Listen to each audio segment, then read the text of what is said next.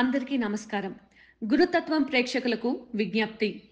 G Telugu ఓంకారం videos మరియు గురుతత్వం channel వీడియోస్తో fake YouTube channels మరియు ఐడీలు క్రియేట్ చేసి మిమ్మల్ని గురూజీ పేరు చెప్పి మోసం చేస్తున్నారు.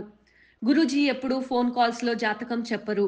గురూజీని నేరుగా కలవాలి అనుకుంటే బెంగళూరులో ఉన్న ఆయన కార్యాలయానికి వెళ్ళగలరు. మీకు ఆ వివరాలు జీ తెలుగు ఓంకారం కార్యక్రమంలో చూపించబడుతుంది. అదేవిధంగా గురుతత్వం వీడియోస్లో బెంగళూరు ఆఫీస్ ఫోన్ నెంబర్లు ఇవ్వడం జరుగుతుంది. ఇటువంటి మోసాలు జరిగినప్పుడు గురూజీకి కానీ గురుతత్వం ఛానల్కి కానీ జీ తెలుగు కార్యక్రమానికి కానీ ఎలాంటి సంబంధం లేదు అని గుర్తించగలరు. బ్రహ్మోస్మి శ్రీ గురుభ్యో నమః. హరి ఓం. గురు బ్రహ్మ గురు విష్ణు గురు దేవో మహేశ్వరః గురు సాక్షాత్ పరబ్రహ్మ తస్మై శ్రీ గురువే నమః. గురువే సర్వలోకానాం విషజే భవరోగిణాం నిదయే సర్వ విద్యానాం దక్షిణామూర్తయే నమః. ఆదిశేషాయ నమస్తుభ్యం అనంతఫలదాయకం. నమోऽस्तु పద్మనాభాయ నాఘానాం పతయే నమః. సర్వేభ్యో మహాజనభ్యో మాతృపితృదేవతభ్యో ఆచార్య దేవతభ్యో నమో నమః. హరి ఓం. శ్రీ విశ్వావసు నామ సంవత్సర ఉత్తరాయణ వసంత ఋతో చైత్రమాస కృష్ణపక్ష ద్వితీయ ఈరోజు సోమవారం స్వాతి నక్షత్రం. ఈరోజు సౌరమాన యుగాది, విశేషమైన రోజు. సూర్యుడి నుంచి వచ్చే ఉగాది. మనం చంద్రమాన ఉగాదిని ఆచరించాం. అయితే ఈరోజు సౌరమాన యుగాది, చాలా విశేషమైన రోజు. ఈ రోజుకి అధిపతి శ్రీధరుడు, మహావిష్ణువే. అందువలన ఈరోజు మంత్రబలంలో మనము ఓం శ్రీధరాయ నమః అనే నామాన్ని జపించాలి. శ్రీధరాయ నమః అనే నామాన్ని జపించడం వల్ల ఆత్మశుద్ధి అవుతుంది, మనశ్శుద్ధి అవుతుంది, దేహశుద్ధి జరుగుతుంది, ఆలోచనలు శుద్ధి అవుతాయి మరియు మంచి ఆలోచనలు ప్రాప్తిస్తాయి. మన జీవిత గమ్యాన్ని మనం చేరుకోవడానికి మిత్రుడు ఎవరు? సూర్యుడు. మిత్రాయ నమః అంటాం. ఆ మిత్రుడు అనుగ్రహం వల్ల మనకి ఏదైతే సంకల్పం సిద్ధించుకొని, ఏదైతే సంకల్పం చేస్తూ మన జీవితంలో ప్రయాణం చేస్తూ ఉంటామో వాటిలో విఘ్నాలు లేకుండా మిత్రుడు మనకి ఏం చేస్తాడు? ప్రకృతిని సహకరించి మన జీవితంలో గమ్యాన్ని చేరుకోవడానికి దారిని చూపిస్తాడు. ఈరోజు మనమందరూ కూడా ఓం శ్రీధరాయ నమః అనే నామాన్ని జపించాలి. ఓం శ్రీధరాయ నమః. ఓం శ్రీధరాయ నమః. అందరూ ఈ నామాన్ని జపించండి, శుభం జరుగుతుంది. అయితే ఈరోజు మీకు అందరికీ మంచి మాట చక్కగా వినుకోండి. జీవితంలో ఎవరిని ఎవరు నాశనం చేయలేరు. మీ శరీరానికి వయసు అవుతుందే కానీ మీ ఆత్మానికి నాశనం ఎవ్వరూ చేయలేరు. గుర్తుంచుకోండి, ఆత్మబలాన్ని ఎవ్వరూ నాశనం చేయలేరు. మీ సంకల్ప బలాన్ని ఎవ్వరూ నాశనం చేయలేరు. చాలామంది ఈ కాలంలో ఎలా అయిపోతున్నారంటే ఒకరిపైన ద్వేషం పెంచుకోను, లేదా ఒకరిపైన కోపం పెంచుకోను, లేదా ఆవేశంలో మీకు మీరు పనిష్మెంట్ ఇచ్చుకుంటున్నారు.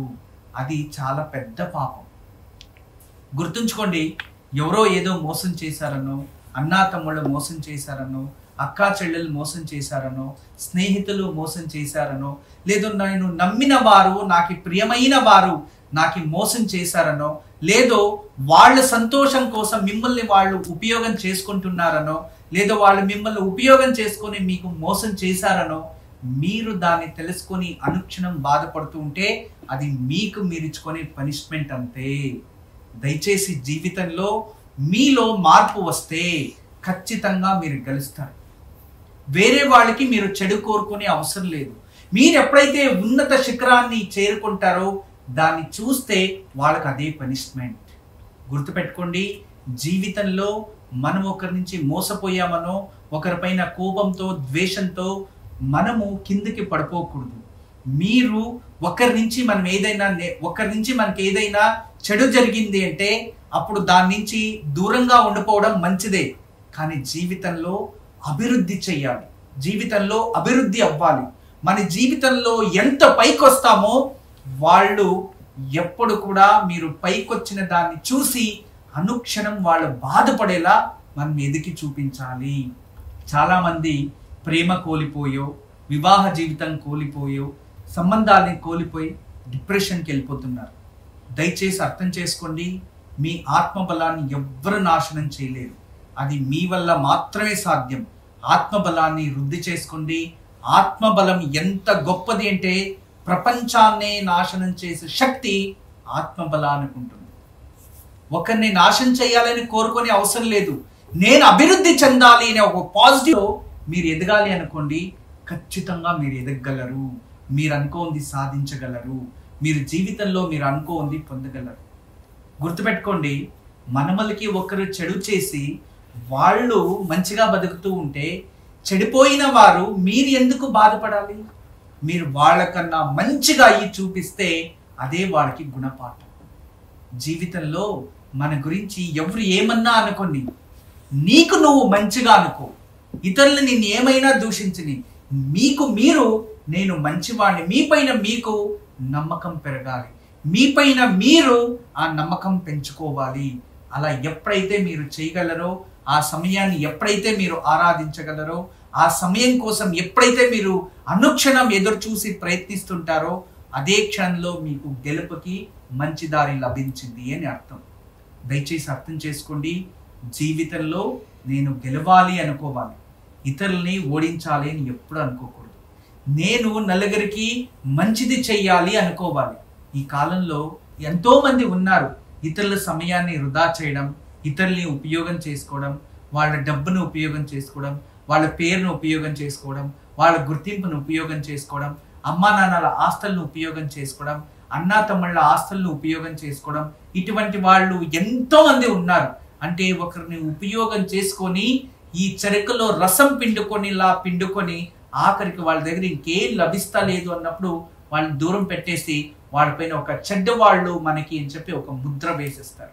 మిమ్మల్ని వాళ్ళు ఉపయోగించేసుకొని వాళ్ళు తలదించుకోవాలి. కానీ మీరు వాళ్ళకి ఉపయోగపడ్డాను అని తెలుసుకొని మీరు తలెత్తుకుని నడవాలి. కానీ తప్పు చేసిన వాళ్ళట్టు దూరంగా ఉండిపోవడం, తప్పు చేసిన వాళ్ళట్టు తలదించుకొని బతకడం, జీవితంలో ఏదో కోల్పోయానని మీరు జీవించడం, ఇది మీకు మీరు పెట్టుకుంటున్న పనిష్మెంట్. గుర్తుపెట్టుకోండి, మన వల్ల నలుగురికి ఉపయోగమైంది, మంచిదైంది అనుకోండి, దాన్ని పాజిటివ్గా తీసుకోండి. ఎందుకంటే వాళ్ళు మోసం చేయడం వాళ్ళ నైజం, అర్థం చేసుకోండి. కానీ మీ నైజం కాదు. మీరు మిమ్మల్ని సాధించి చూపించుకొని గెలిచి చూపించి నా జీవితంలో ఒకరి వల్ల నేను ఇంత పై స్థాయికి వచ్చాను అని తెలుసుకోవాలంట. అది అసలైన ఆత్మబలం. దీనికి అనుసంధానంగా ఒక చిన్న కథ తెలియచేస్తా, వినండి. ఒక గ్రామంలో ఒక ఇద్దరు స్నేహితులు ఉంటారు. చిన్న వయసు నుంచి చాలా అన్యోన్యంగా పెరుగుతారు. ఇద్దరికి వివాహం అవుతుంది. అనుకోకుండా ఇతరులు వివాహం అయిన తర్వాత ఇతరుల మాటలు విని వాళ్ళిద్దరిలో శత్రుత్వం వచ్చేస్తుంది. ఒకడు ఇతన్ని ఏదో ఒక కారణంగా నా ముందు నా జట్టులో పెరిగిన వాడు నన్ను ఇలా అంటాడా, నా జీవితం ఇలా పాడైవ్వాలి అని కోరుకుంటాడా అని చెప్పి ఒకరిపైన ద్వేషం సాధిస్తూ వస్తాడు. ఆ ద్వేషంతో అతనికి ఎలా చెడు చేయాలి అని అతను ఆలోచిస్తూ అతని జీవితంలో మూల ఉద్దేశాన్ని మర్చిపోయాడు. అదే ఇంకొక స్నేహితుడు ఏమనుకున్నాడంటే, అరే వాడు నన్ను ఏమన్నా అనుకున్నా, ద్రోహం చేసినా ఇప్పుడు నా జీవితం నాకైంది, నేను పెరగాలి, నా కష్ట సుఖాలకి అయిన వాళ్ళకి మంచి చేయాలి, నా కుటుంబం కోసం నేను బతకాలి అని తను జీవితంలో మంచి లక్ష్యాన్ని పెట్టుకొని, మంచి గోల్ పెట్టుకొని, మంచి ఉద్యోగాన్ని వెతుకొని సంపాదించి గొప్ప స్థాయిలో వెదిగాడు. ఎందుకు అంటే ఆ వైరత్వాన్ని శత్రుత్వాన్ని మర్చిపోవడం వలన గొప్ప స్థాయికి వెదిగాడు. అదే ఇంకొకడు అతనికి ద్రోహం చేయాలి, అతని పనిష్మెంట్ ఇవ్వాలి అని అదే ఆలోచనలో పడి అతన్ని ఏమి చేసుకోవడానికి కాకుండా జీవితంలో పేదవాడుగానే ఉండిపోయాడు. ఇప్పుడు ఆలోచించండి, కక్షతో బతికిన వాడు కక్షలోనే దహించి అక్కడే ఆగిపోయాడు. అయితే ఎవడైతే ఆత్మబలాన్ని పెంచుకొని జీవిత గమ్యాన్ని చేరుకోవాలి, ఇక్కడ కక్ష ముఖ్యం కాదు, జీవిత గమ్యం ముఖ్యం అనుకున్నవాడు జీవితంలో మంచి స్థాయికి ఎదిగి నలుగురికి ఉపకారంగా మారిపోయాడు. అందువల్ల జీవితంలో కక్ష ముఖ్యం కాదు, బాధ్యత ముఖ్యం. ద్వేషం ముఖ్యం కాదు, ప్రేమ ముఖ్యం. అసూయం ముఖ్యం కాదు, జీవితంలో అభివృద్ధి అవ్వాలి అనే ఛలం ముఖ్యం. అలాంటి మంచి వాటిని ఎవరైతే పెంచుకుంటారో వాళ్ళ జీవితంలో ఖచ్చితంగా అభివృద్ధి చెందుతారు అనేదే ఈ ఒక మంచి మాటకి ఈ కథలో ఉన్న సారాంశం. మీ జీవితంలో మీరు ఎలా జీవిస్తారో, మీరు కక్షతో బతుకుతారో లేదో మంచి ఆశావాదిగా జీవిస్తారో అది మీ ఇష్టం. ఇక మన సంప్రదాయంలో ఎన్నో ఆచార విచారాలు ఉన్నాయి, జ్యోతిష్యంలో కూడా ఎన్నో ఆచారాలు విచారాలు ఉన్నాయి.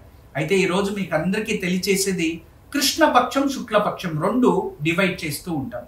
వృద్ధి చంద్రుడు చూడండి, వృద్ధి చంద్రుడు ఏదైతే ఉంటుందో దాన్ని శుక్లపక్షం అంటాం. ఈ శుక్లపక్షంలో మనము బ్రహ్మోపదేశాలు చేయొచ్చు, గృహ ప్రవేశాలు చేయొచ్చు, నామకరణాలు చేయొచ్చు, ఉపనయనాలు చేయొచ్చు, మంత్రోపదేశం స్వీకరించవచ్చు, అక్షరాభ్యాసం చేయొచ్చు, అన్నప్రాశనం చేయొచ్చు. ఇటువన్నీ కూడా జీవితంలో శుక్లపక్షం అత్యంత శ్రేష్టమైనది. అదే కృష్ణపక్షంలో అయితే కొన్ని వివాహాలు చేసుకోవచ్చు, తప్పలేదు. కానీ కొన్ని కృతువుల్ని ఆచరించకూడదు. ఎందుకు అంటే మనము ఎక్కువ శాతం చాంద్రమాన యుగాదిని చంద్రుని ఆధారంగా తీసుకొని మనము ముహూర్తాలు ఇవన్నీ నిర్ణయిస్తూ ఉంటాం. ఎప్పుడైతే చంద్రుడు క్షీణ చంద్రుడు ఉంటాడో అప్పుడు మనము క్షీణ చంద్రుల్లో ఇటువంటివి ఆచరిస్తే అది క్షీణిస్తుంది, గుర్తుంచుకోండి.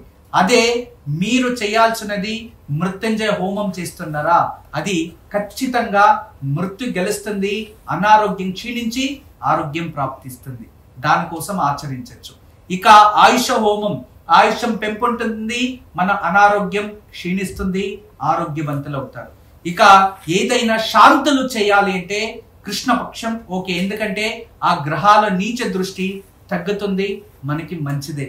కానీ ఏదైతే శుభకృతులు జీవితంలో అభివృద్ధి కావాలి అని చేసేవన్నీ కూడా శుక్లపక్షంలో ఆచరించాలి. మన జీవితంలో ఏదైనా దోషాలని క్షీణం చేసుకోవాలి అంటే వాటిని కృష్ణపక్షంలో ఆచరించవచ్చు. అందువలన ఈ శుక్లపక్షం కృష్ణపక్షం అనేవి కాస్త అవగాహన పెంచుకోండి.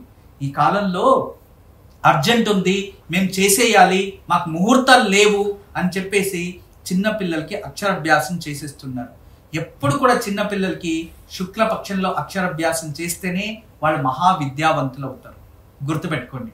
అదే విధానంగా అన్నప్రాశనం చేయాలన్నా చంద్రుడు అభివృద్ధి చంద్రుల్లో చేయండి, వాళ్ళ జీవితంలో ఆరోగ్యం వృద్ధి చెందుతుంది.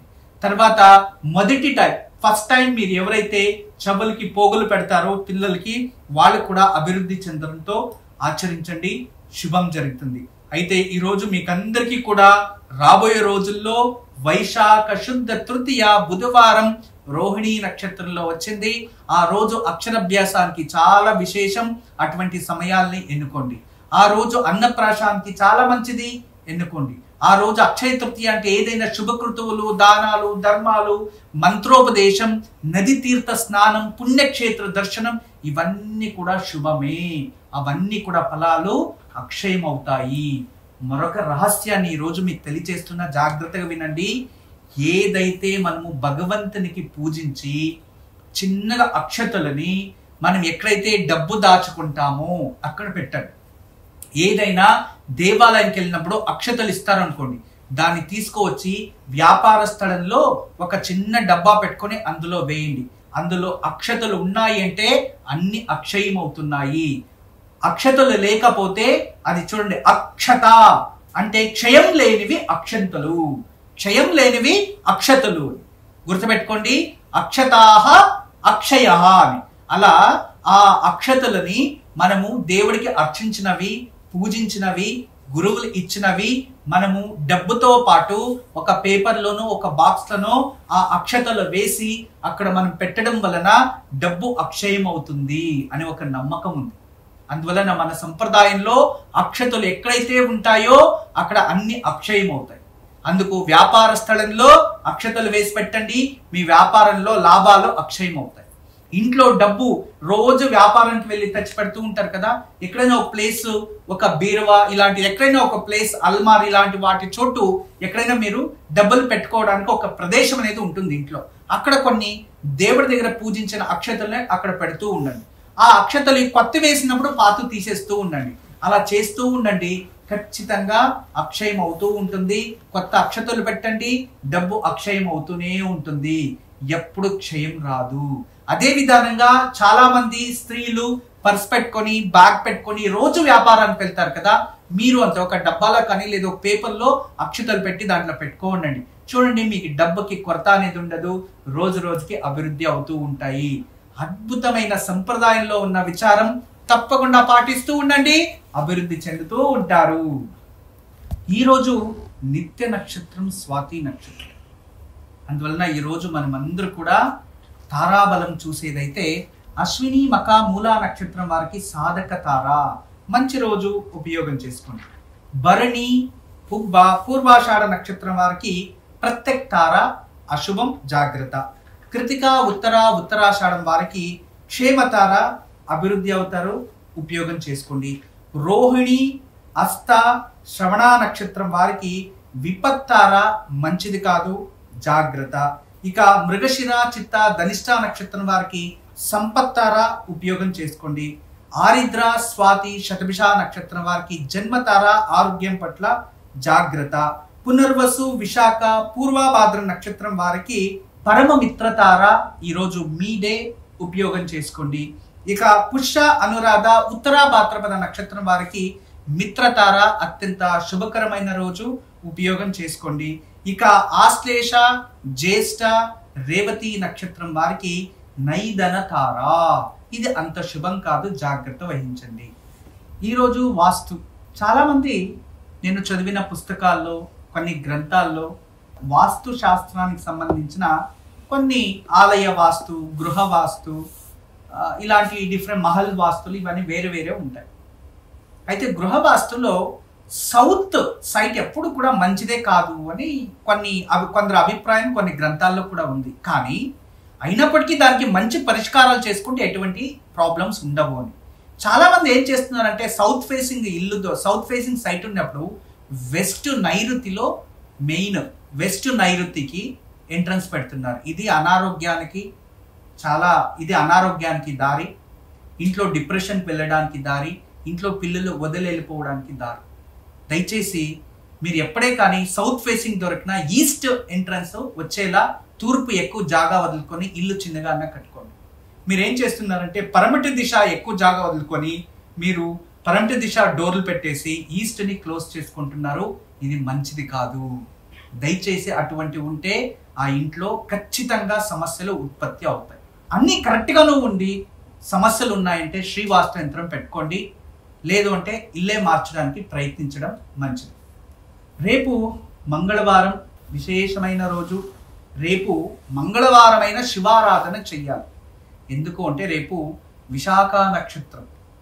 రేపు ఉదయాన్నే ఎవరైతే పరమేశ్వరుడికి నెయ్యి దీపాలు వెలిగించి శివచాలీసా చదువుకొని బిల్వార్చన చేస్తారో ఆ ఇంట్లో ప్రశాంతత అనేది ఏర్పడుతుంది, ఆర్థికంగా అభివృద్ధి అవుతారు.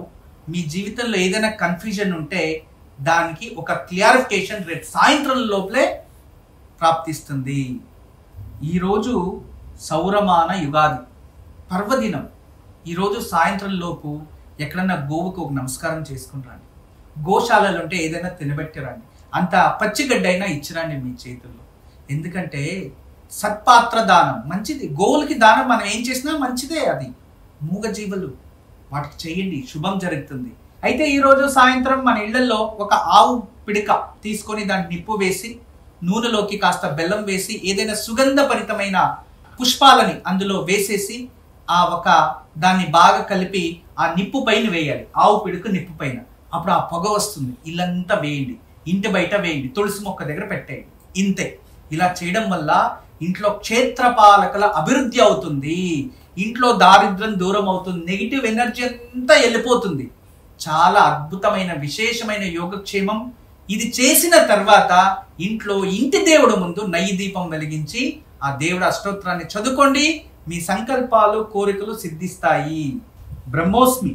అందరికీ నమస్కారం. ఈరోజు మీకు అందరికీ కూడా శ్రీవాస్తు యంత్రం గురించి పరిచయం చేయడానికి వచ్చాను. శ్రీవాస్తు యంత్రం మీరు చూస్తున్నారు. శ్రీవాస్తు యంత్రం. ఈ శ్రీవాస్తు యంత్రం ఈ విధానంగా 9 ఇంచెస్, ఇలా 9 ఇంచెస్, ఇలా 9 ఇంచెస్ ఉంటుంది. తదుపరి బ్యాక్ సైడు ఇలాంటి 9 చక్రాలు ఉంటాయి. ఫ్రంట్ ఈ ఒక గ్లోబ్స్లా ఒక 9 డాట్స్ ఉన్నాయి చూడండి, ఇలా 9. ఇది శ్రీవాస్తు యంత్రం అనేది ఒక కాస్మిక్ ఎనర్జీని అట్రాక్ట్ చేసుకుంటుంది.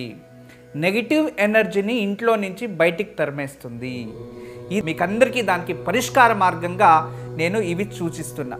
ఎందుకంటే చాలామంది పిల్లలు సరిగా చదువుతలేదు, ఇంకొకరు మా ఇంట్లో ప్రశాంతత లేదు, భార్యాభర్తల మధ్యలో సఖ్యత లేదు, దేవుడి గదిలో సరిగా పూజ చేయలేకపోతున్నా, ఇంట్లో ఏదో తెలియని బాధ అనిపిస్తుంది, మా ఇంట్లో ఎప్పుడు కూడా ఏదో తెలియని ఒక శ్మశానంకి వెళ్ళినట్టు అనిపిస్తూ ఉంటుంది, మా ఇంట్లో కలగానే ఉండదు ఎప్పుడు కూడా, ఇక మా ఇంటికి చాలామంది వచ్చిన వాళ్ళంతా వాస్తు దోషం అని చెప్తూ ఉన్నారు, మేము ఏం చేయాలి అని ప్రశ్నిస్తూ ఉండేవారు.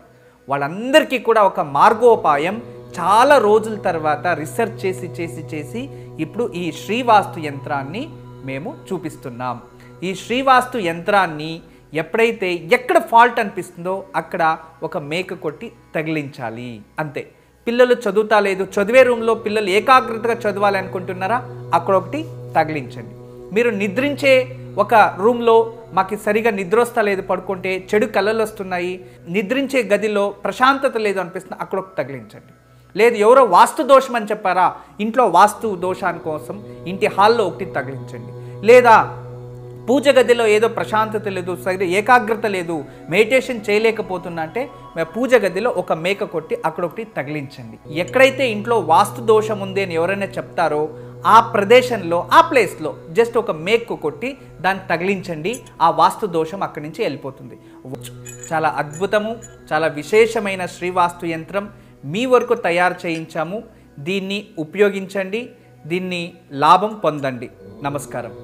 వాస్తు యంత్రం సంప్రదించవలసిన నెంబర్లు 8844452344 040682766622.